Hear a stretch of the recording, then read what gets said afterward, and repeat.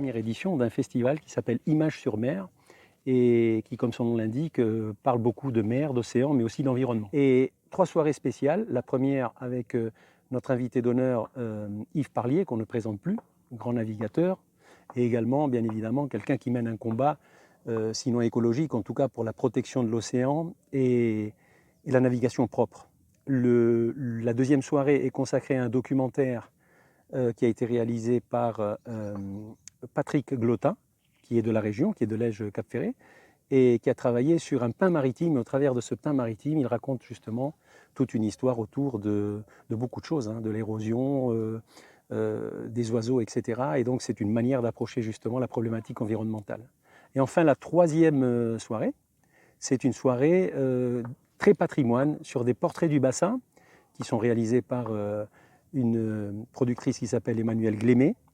Et à l'intérieur donc de cette soirée, on a consacré un petit événement dans l'événement qui est un hommage à Jean-Jacques Savin, malheureusement disparu, comme vous le savez, cet été, qui était arésien donc, et on a tenu justement à lui rendre un hommage posthume.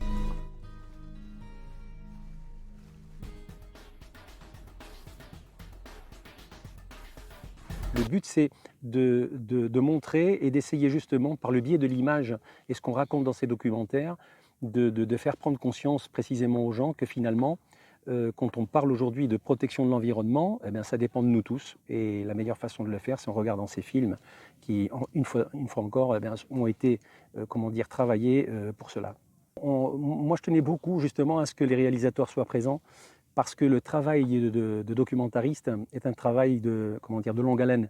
Pour faire un film, il faut parfois une gestation d'1 an, parfois 2 ans. Et après, une fois que le film est diffusé, eh bien, le réalisateur, parfois, il est un peu dessaisi un petit peu de sa création, de son enfant. Et là, le fait que les réalisateurs aient tous accepté de venir ici rencontrer le public, ça me semble important à la fois pour eux, mais aussi pour le public, parce qu'on peut imaginer un vrai échange, une interaction entre le public du bassin et ses réalisateurs.